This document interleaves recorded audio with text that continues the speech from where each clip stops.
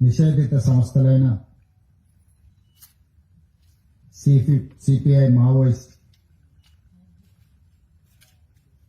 నక్సలైట్లను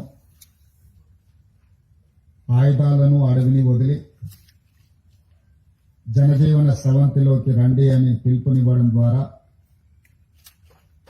ఈరోజు చాలా మంది నక్సలైట్లు తమ ఆయుధాలతో సహా రాష్ట్ర ప్రభుత్వం ముందు, తెలంగాణ ఉన్నతాధికారుల ముందు లొంగిపోవడం జరిగింది.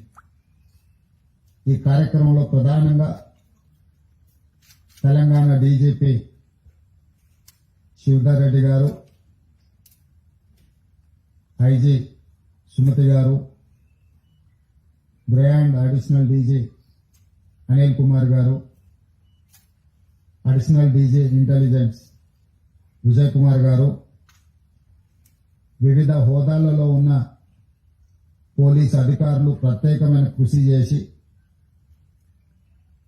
నక్సలైట్లకు ఒక నమ్మకాన్ని కలిగించి ఈ ప్రభుత్వము వాళ్ళ ప్రాణాలకు ఎలాంటి హాని కలగకుండా వాళ్ళ ఆరోగ్య భద్రత విషయంలో, ఆర్థిక వెసులుబాటు విషయంలో, జనజీవన స్రవంతిలో కలిసిన తర్వాత వాళ్లకు జీవించడానికి అవసరమైన వసతులను ఏర్పాటు చేయడంలో ప్రభుత్వం సంపూర్ణంగా సహకరిస్తుంది. ప్రభుత్వం వాళ్ళను ప్రత్యేకంగా గుర్తిస్తుంది అని ఒక నమ్మకం కలిగించి ఈనాడు ఈ 130 మంది నక్సలైట్ల సరెండర్ కార్యక్రమంలో ఈ అధికారులు ప్రత్యేకమైన కృషి చేసిండ్రు. ముఖ్యంగా శివధర్ రెడ్డి గారిని, ఐజీ సుమతి గారిని తెలంగాణ రాష్ట్ర ప్రభుత్వం తరఫున నేను అభినందిస్తున్నాను. ప్రపంచంలో ఎక్కడైనా శాంతియుత మార్గాల ద్వారానే ప్రజా సమస్యలకు పరిష్కారం దొరుకుతుందని బలంగా విశ్వసించే దేశము భారతదేశం. రవి అస్తమించని సామ్రాజ్యం ఉన్న బ్రిటిషర్స్ కు వ్యతిరేకంగా మహాత్మా గాంధీ గారు శాంతియుతమైన పోరాటం ద్వారా ఒక యుద్ధాన్ని గెలవడమే కాకుండా ఒక దేశానికి స్వతంత్రాన్ని అందించిన గొప్ప చరిత్ర కలిగిన దేశం భారతదేశం. హింసతో, సాయుధ రైతాంగ పోరాటాలతో, లేకపోతే ఆయుధాలతోనే పోరాటం చేస్తే స్వతంత్రం వస్తుంది, సమస్యలకు పరిష్కారం అవుతుందని భావిస్తున్న తరుణంలో మహాత్మా గాంధీ గారు ఒక శాంతి మార్గాన్ని ఈ దేశానికే కాదు ప్రపంచానికి అందించింది. ఎంత పెద్ద సమస్యకైనా చర్చలే పరిష్కారం. దేశంలో ఉన్న ప్రజల మధ్య, జాతుల మధ్యనే కాదు, ఇరు దేశాల మధ్యలో యుద్ధ వాతావరణం కమ్ముకున్నప్పుడు కూడా ఆ దేశాల మధ్య చర్చలు జరిగి శాంతియుతంగా సమస్యల్ని పరిష్కరించుకుంటున్న పరిస్థితులు ఈ రోజు ప్రపంచ దేశాలలో మనం చూస్తున్నాం. అణ్వాయుధ సంపత్తి ఉన్న దేశాలు కూడా ఈ రోజు చర్చలకు, శాంతికే ప్రాధాన్యత ఇస్తున్న క్రమంలో తెలంగాణ రాష్ట్ర ప్రభుత్వం తరఫున మిగిలిపోయిన సెంట్రల్ కమిటీ మెంబర్స్ గాని, స్టేట్ కమిటీ మెంబర్స్ గాని, ఇంకా అజ్ఞాతంలో జీవితం గడుపుతున్న నక్సలైట్లకు తెలంగాణ రాష్ట్ర ముఖ్యమంత్రిగా నా పిలుపు, మీరందరూ కూడా జనజీవన స్రవంతిలోకి రాండి. ప్రజలతో మమేకమై ప్రజా సమస్యల్ని ప్రభుత్వం దృష్టికి తీసుకురండి. ఈ ప్రభుత్వం ఉన్నదే ప్రజా సమస్యల్ని పరిష్కరించడానికి, వివిధ సంఘాలు, సంస్థలతో చర్చించడానికి, సంఘాలకు, సంస్థలకు గుర్తింపునివ్వడమే కాకుండా వాళ్ళు చూపించిన సమస్యల్ని, వాళ్ళు లేవనెత్తిన అంశాలని సానుకూలంగా పరిష్కరించడానికి తెలంగాణ రాష్ట్ర ప్రభుత్వం సిద్ధంగా ఉన్నది. అందుకే మొన్న సరెండర్ అయిన దేవ్జీ కావచ్చు, దామోదర్ కావచ్చు, చంద్రన్న కావచ్చు, సుజాతక్క కావచ్చు, రాజిరెడ్డి కావచ్చు, మిగతా వాళ్ళందరూ కూడా సెంట్రల్ కమిటీ మెంబర్స్ తో కొద్ది రోజుల క్రితం నేను సుదీర్ఘంగా చర్చలు జరిపిన. వాళ్ళ ఆలోచనను, వాళ్ళ ఆవేదనను రాష్ట్ర ప్రభుత్వం అర్థం చేసుకునే వాళ్ళు కొన్ని ప్రతిపాదనలు తెలంగాణ రాష్ట్ర ప్రభుత్వం ముందుకు తీసుకొచ్చింది. ఈ రోజు మేము మిగతా సెంట్రల్ కమిటీ మెంబర్స్ తో గాని గణపతితో సహా ఈ రోజు ఇంకా అజ్ఞాతవాసంలో జీవిస్తున్న కీలకమైన నక్సలైట్లకు మేము సమాచారాన్ని చేరవేస్తాము. ప్రభుత్వం సానుకూలంగా స్పందించి వాళ్ళ ప్రాణాలకు ఎలాంటి హాని జరగకుండా వాళ్ళు లేవనెత్తిన సమస్యలను ప్రజాస్వామ్యబద్ధంగా పరిష్కరించడానికి సిద్ధమైతే మేము వాళ్ళకి విజ్ఞప్తి చేసి జైళ్లలో ఉన్న వాళ్ళతో చర్చిస్తాం. అరెస్ట్ అయి అడవిలో అజ్ఞాతవాసంలో ఉన్న వాళ్ళతో కూడా మేము చర్చలు జరిపి ఈ దేశంలో నక్సలైట్ల యొక్క సమస్యల్ని, నక్సలైట్లు ప్రజల కోసం కొట్లాడుతున్న సమస్యల్ని పరిష్కరిస్తామని విశ్వాసం కల్పిస్తే పూర్తి స్థాయిలో సిపిఐ ఎంఎల్ని మేము రద్దు చేసి ప్రజా జీవితంలోకి వస్తాము అని చెప్పి వారు నా ముందు ప్రతిపాదించడం జరిగింది. నేను వారికి సూచన చేసిన రాష్ట్ర స్థాయిలో మేము చేయగలిగిన అంశాలను మేము పరిష్కరించగలము. ఇందులో కేంద్ర ప్రభుత్వం పాత్ర కూడా ఉన్నది.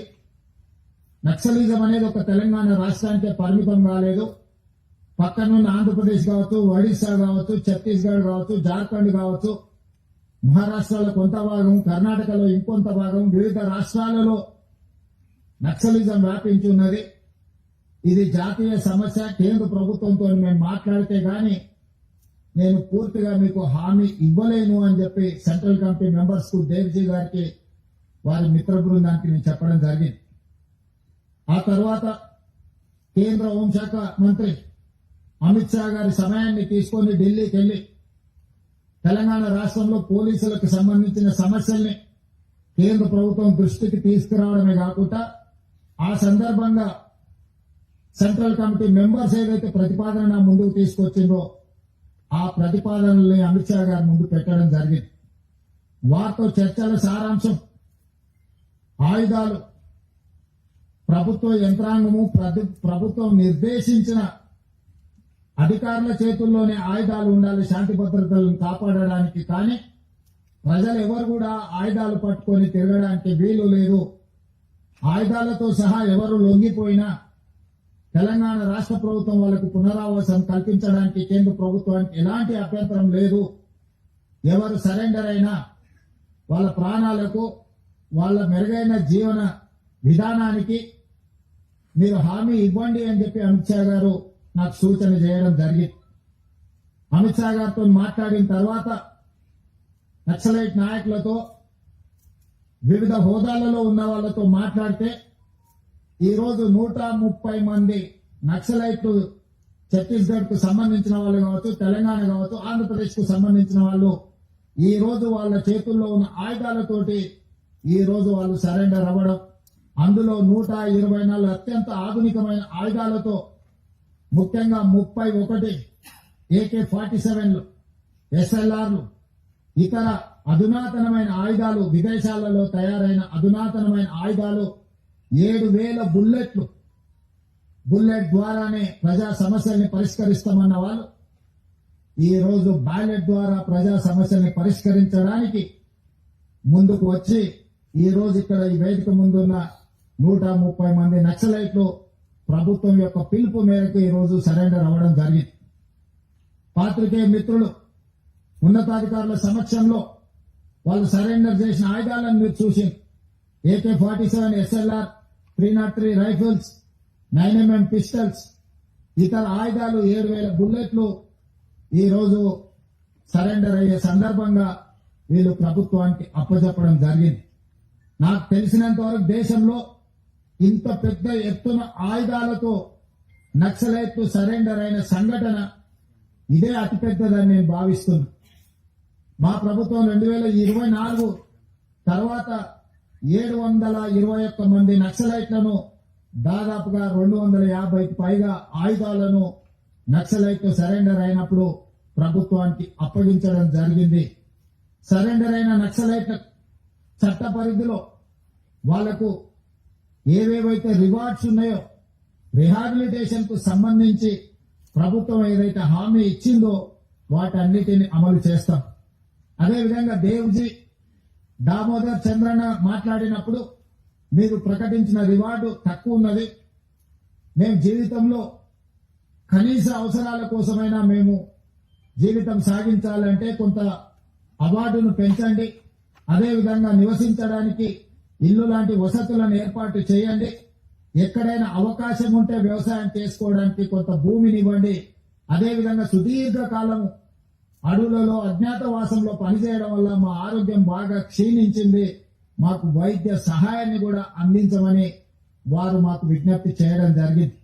అందుకే ఈనాడు తెలంగాణ రాష్ట్ర ప్రభుత్వం తరఫున లొంగిపోయిన నక్సలైట్ల యొక్క ఆరోగ్యానికి ఒక ఆరోగ్య భద్రత కార్డు వాళ్ళకు ప్రత్యేకంగా ఇవ్వడమే కాకుండా నిమ్స్ లాంటి ఆసుపత్రిలో వాళ్ళకి పూర్తి స్థాయిలో వైద్యాన్ని అందించి వాళ్ళకు మెరుగైన వైద్యాన్ని అందించే బాధ్యత తెలంగాణ రాష్ట్ర ప్రభుత్వం తీసుకుంటుంది అని చెప్పి ఈ రోజు నేను తెలియజేస్తున్నా. అదేవిధంగా రివార్డు విషయంలో కూడా సెంట్రల్ కమిటీ గాని, స్టేట్ కమిటీ గాని, దళ కమాండర్లు గాని, లేకపోతే వివిధ హోదాలలో ఉన్న వాళ్ళని కూడా వాళ్ళ యొక్క హోదాలను బట్టి ప్రభుత్వం కొంత ఉదారంగానే వ్యవహరించి వాళ్లకు మంచి ఆర్థిక సహాయాన్ని కూడా అందించడానికి తొందరలోనే డీజీపీ గారిని, చీఫ్ సెక్రటరీ గారిని, ఇతర అధికారులతో 1993లోనే తెలంగాణ ఆనాటి ఉమ్మడి ఆంధ్రప్రదేశ్ లో నక్సలైట్ల యొక్క రిహాబిలిటేషన్ కోసం ప్రత్యేకమైన ప్యాకేజీలను ప్రకటించడం జరిగింది.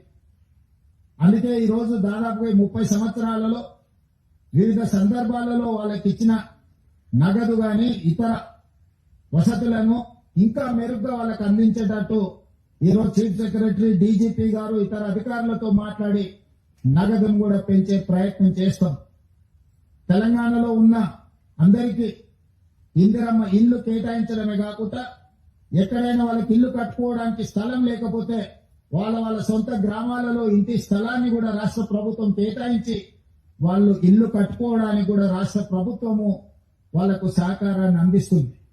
భూమి విషయంలో కొంచెం గ్రామాలలో ఈరోజు భూములు అందుబాటులో లేవు కాబట్టి భూ కేటాయింపు విషయంలో నేను ఇప్పుడు ఎలాంటి మాట చెప్పలేను.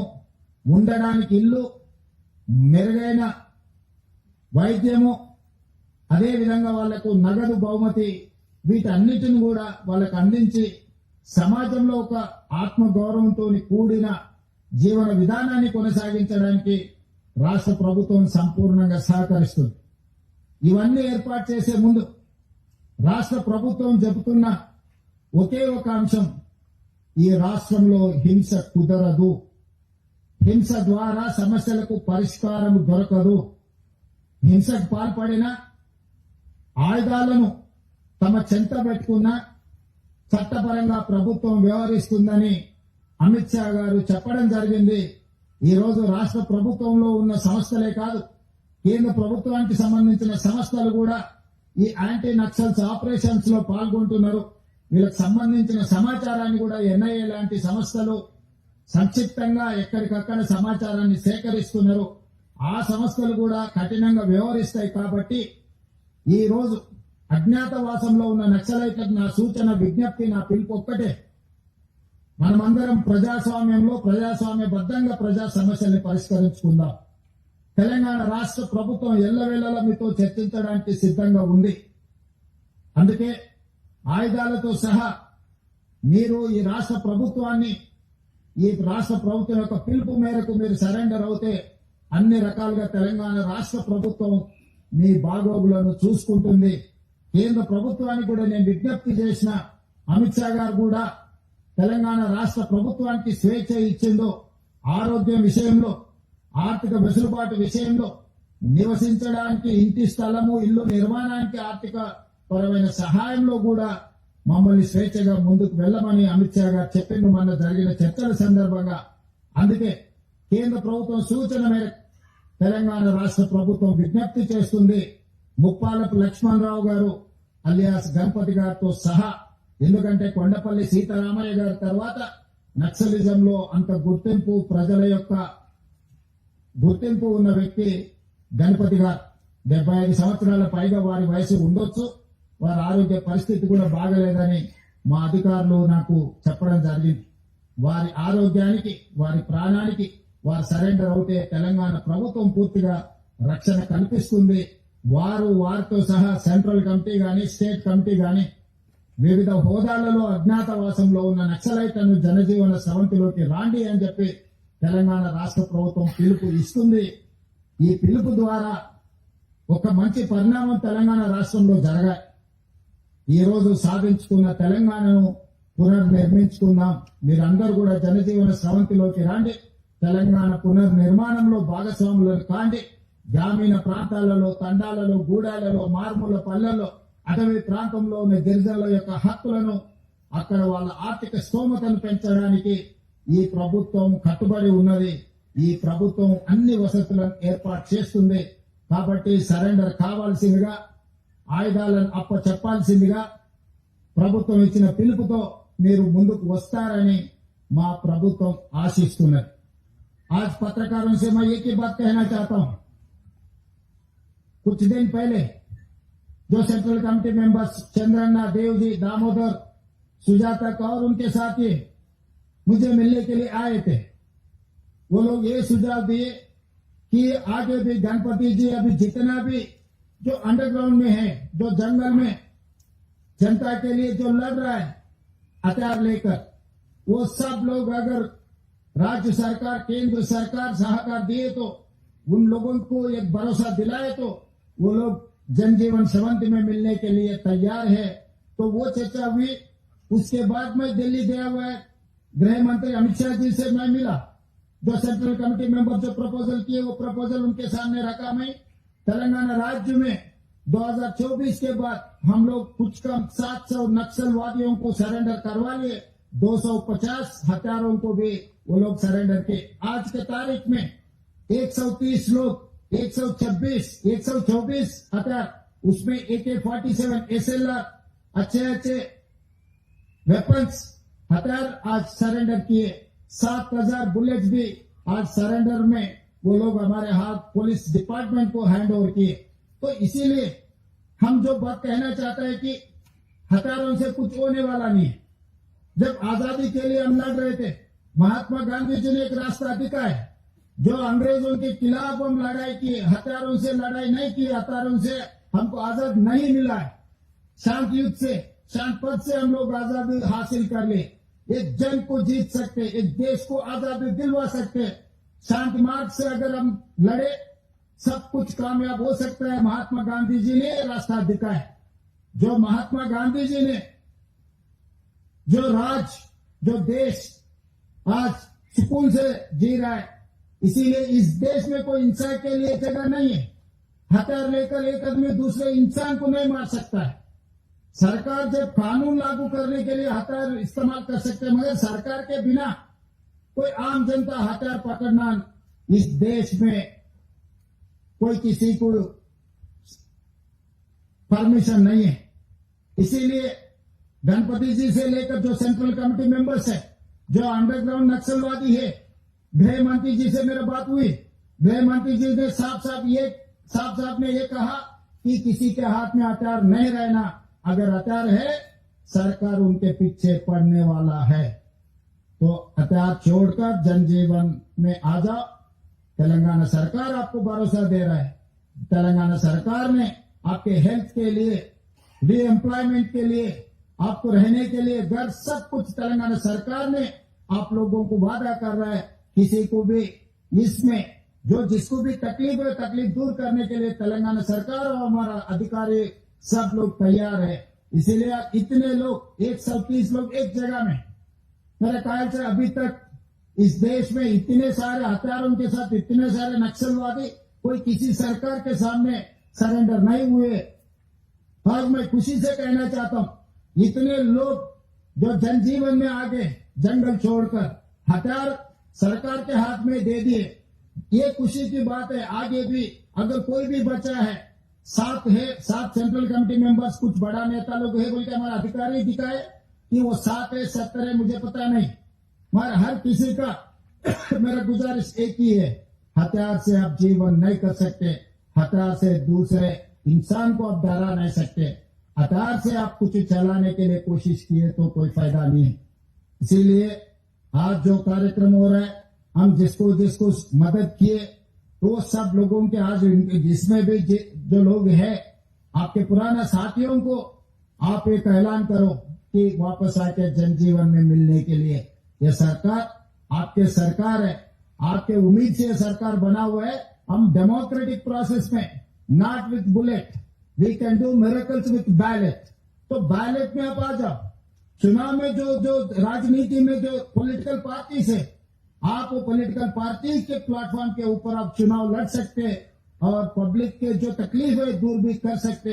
इसीलिए आज हमारे तेलंगाना सरकार, हमारे अधिकारी लोग जो अच्छा काम किए वो सब लोगों को मैं अभिनंदन देना चाहता हूं। मेरा पत्रकार मित्रों से भी मेरा एक ही गुजारिश है, आप लोग भी आपके माध्यम से ये कह दो कि आने वाले दिनों में, क्योंकि केंद्र सरकार ने मार्च 31, 2026 के अंदर इस देश में नक्सलवादियों को साफ करने का ऐलान किया हुआ है, तो इसमें हिंसा नहीं होना है मेरे तरफ से। न केंद्र सरकार न नक्सलवादी, कोई किसी का जान गए, कोई पुलिस ऑफिसर के जान गए, कोई पुलिस के जान गए, कोई नक्सलवादी के जान गए। इस देश के जनता है वो लोग, किसी का जान उनके परिवार के लिए बहुत कीमती है, इस देश के लिए भी बहुत कीमती है। इसीलिए किसी का जान लेने का कोई किसी का सोच नहीं है। एक अच्छा रास्ता हम दिखाएंगे और 25 दिन बाकी और 20 दिन बाकी है। 20 दिन के अंदर जितने भी सेंट्रल कमेटी जो पूरा अंडरग्राउंड में जितना भी लोग है 31 मार्च के अंदर हम लोग सचमुच आगे आकर ये सब सारे सरेंडर करवा दिए तो देश शांति से रहेंगे। देश और तेलंगाना राज्य में तरक्की करने वाले, दुनिया से मुकाबला करने वाले हम लोग। इसीलिए मैं आज फिर एक बार ऐलान करना चाहता हूं, जो अंडरग्राउंड नक्सलाइट्स है इंक्लूडिंग गणपति जी, उनके साथी लोग, आप आ जाओ, जनजीवन में आ जाओ। तेलंगाना सरकार आपको वेलकम करने के लिए तैयार है। धन्यवाद पत्रकार मित्रों।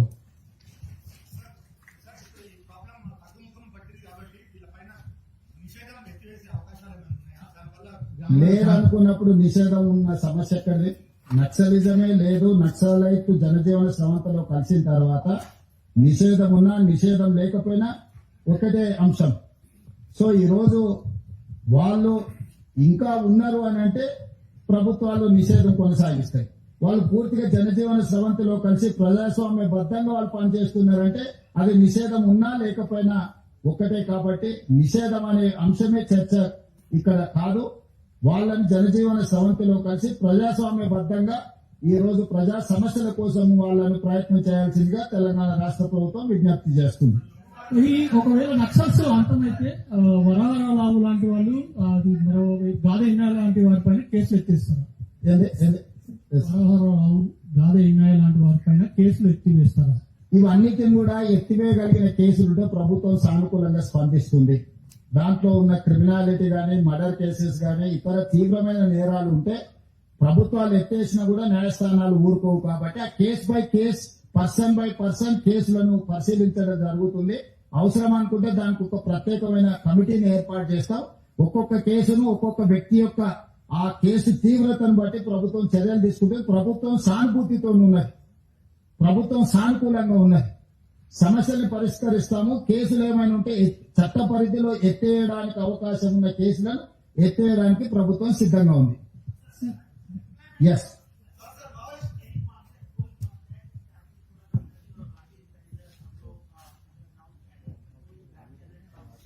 आशीष जी, जो भी हमको समाचार मिल रहा है पत्रकारों से मिल रहा है, बाकी पत्रकारों से आप पूछे तो पता लगेगा कि गणपति जी किसके तालुका किससे चर्चा कर रहे हैं. मैं ओपन डायलॉग कर रहा हूं, किसी को छुपा के, किसी को जो पर्सनल कोई बात नहीं, ओपन डायलॉग.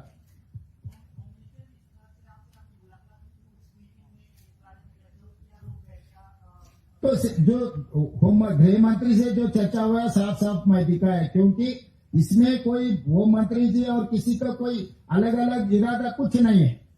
कोई आम आदमी के हाथ में हथियार नहीं रहना है. हथियार से चलाने के लिए कोशिश किए तो केंद्र सरकार ने उसके ऊपर कानून लागू करेंगे. मेरा भी वही राय है. किसी के हाथ में हथियार रहने से अपना democratic system is not going to allow you to take weapon and doing something.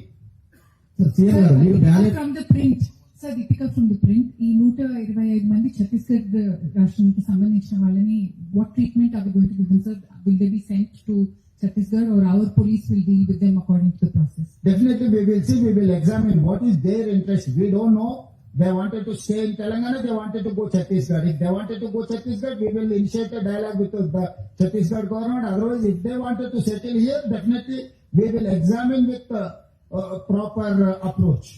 Sir sir CM గారు డ్యూటీ లాంటి వాళ్ళు ప్రత్యక్ష రాజకీయాల్లోకి వస్తామనేటువంటి స్టేట్మెంట్ చేస్తా ఉన్నారు.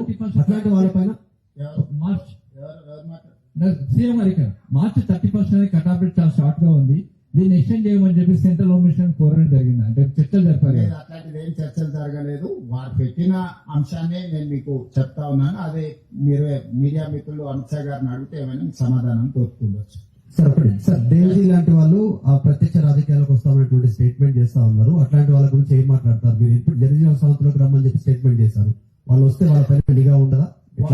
వాళ్ళ జీవన విధానాన్ని నిర్ణయించుకునే అధికారము హక్కు వాళ్ళకు ఉన్నది. వాళ్ళు ప్రజా జీవితంలో ప్రత్యక్ష రాజకీయాలకు వస్తారా లేకపోతే కుటుంబ సభ్యులతో శాంతియుతంగా గడుపుతారా అనేది వాళ్ళ యొక్క స్వేచ్ఛ. దాంట్లో ప్రభుత్వానికి ఎలాంటి ఆసక్తి లేదు. వాళ్ళ ఇష్టాయిష్టాలను బట్టి వాళ్ళు వ్యవహరించవచ్చు. మేము ఎవరిని రాజకీయాలకు ప్రజా సమస్యల్ని పరిష్కరించమని చెప్తున్నాం. రాజకీయ పార్టీలకు వస్తారా రాదా అనేది వాళ్ళ అభిష్టం మేరకు తీసుకునే నిర్ణయము. ఎవరైనా ఇప్పుడు సీతక్క ఉన్నారు, రాష్ట్రంలో మంత్రిగా ఉన్నారు. అట్లానే చాలా మంది సానుభూతి పరులు గతంలో పనిచేసిన వాళ్ళు ప్రజా జీవితంలోకి వచ్చారు, ప్రజాప్రతినిధి అయ్యిండ్రు. కాబట్టి ఎవరి ఇష్టం వాళ్ళది, వాళ్ళ స్వేచ్ఛ వాళ్ళకు ఉన్నది. చాలా సంవత్సరాల తర్వాత వాళ్ళు వాళ్ళ కుటుంబ సభ్యులను కలుస్తున్నారు. కొంతకాలం వాళ్ళని ఆ ఆనందాన్ని ఆ స్వేచ్ఛను ఆస్వాదించని అని ఆ తర్వాత వాళ్ళు ఏం చేయాలనుకుంటున్నారో వాళ్ళ ఆలోచన మేరకు నిర్ణయం తీసుకున్న తర్వాత అప్పుడు ఎవరైనా కాంగ్రెస్ పార్టీలో చేరాలనుకుంటే కాంగ్రెస్ పార్టీ అధ్యక్షుడు మహేష్ గౌడ్ గారు ఎప్పుడు గాంధీ భవన్ లో అందుబాటులో ఉంటారు. వారిని కలిసి వాళ్ళ ఆసక్తిని వ్యక్తపరచవచ్చు. ఇతర రాజకీయ పార్టీలలో కూడా చేరడానికి అవకాశం ఉంది. వాళ్ళ అభిష్టం మేరకు వాళ్ళు చేరొచ్చు. मुख्यमंत्री जी कई ऐसे लोग हैं जिन्होंने अपने परिजन खोए हैं इन बंदूकों से. आप उनको क्या कहना चाहेंगे, उनसे क्या अपील करेंगे? क्योंकि उनके अंदर कहीं ना कहीं वो टीस तो है कि इनकी वजह से जो है उन्होंने अपने परिजन खोए, चाहे वो ऑफिसर हो या फिर कोई और. सही है, मैं भी यही कहना चाहता हूँ. आगे नहीं होना है. जो हुआ है हुआ है. आजादी के लिए हम लोग बहुत लोग लड़े हुए, मरे हुए, शहीद हुए. इसमें भी नक्सलवादी और आम जनता के बीच में जो लड़ाई हुआ है उसमें बहुत सारे लोग जान खो चुका है. मगर जो जान खो चुका है आगे भी ऐसी कार्यक्रम हम लागू नहीं कर सकते. इसीलिए हम जो बोल रहे हैं, जो तकलीफ उठाए आगे किसी ने वो ऐसे तकलीफ नहीं उठाना है. तो इसीलिए हम जो भी इफेक्टेड है डिपार्टमेंट के ऑफिसर्स, उनके परिवार को हम रिहेबिलिटेशन किए, गवर्नमेंट एम्प्लॉयमेंट दिए, बहुत सारे दिए. इसीलिए इधर ना उधर किसी का जान लेने का हक किसी को नहीं है, ना अधिकारियों का, ना आम जनता का, ना नक्सलाइट का. इसीलिए हम लोग एक रास्ता दिखा रहे. महात्मा गांधी जी जो शांति रास्ता दिखाए वो रास्ता में सब चलने के लिए हम लोग इसीलिए आज हम लोग ऐलान किए. पत्रकारों से भी मेरा गुजारिश है कि सब लोगों को मोटिवेट करो. You have a big role to play here. Once the media is ready to take that challenge और take that responsibility, we can do miracles in Telangana. So all I need is your support. I'm requesting my media friends, please do something for our country. We need development. We need welfare. We need to challenge developed countries. For that, we need peace, not weapons. We have seen many results. Whenever LTT or any other organization, they have ended up with their life with sad. So I don't want to mention anything, but I would say they have to understand with weapon we are not going to reach our goal. With Shanti, we can reach anything, we can achieve anything. Mahatma Gandhi has shown the way. That is our way forward. I would request all Naxalites who are in underground, including Ganpati ji and everyone, please do come. Join with us. Surrender your weapons. Telangana state government and government of India is there to look after your issues, to resolve common man issues. Sir Revanth Reddy గారు రేవంత్ రెడ్డి గారు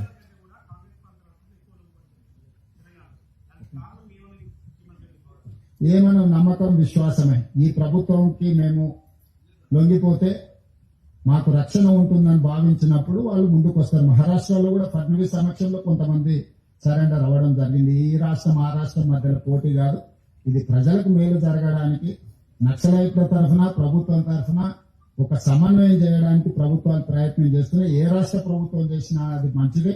ఏ రాష్ట్ర ప్రభుత్వం అయినా ఈ కార్యక్రమాన్ని కొనసాగించవచ్చు. ధన్యవాదాలు.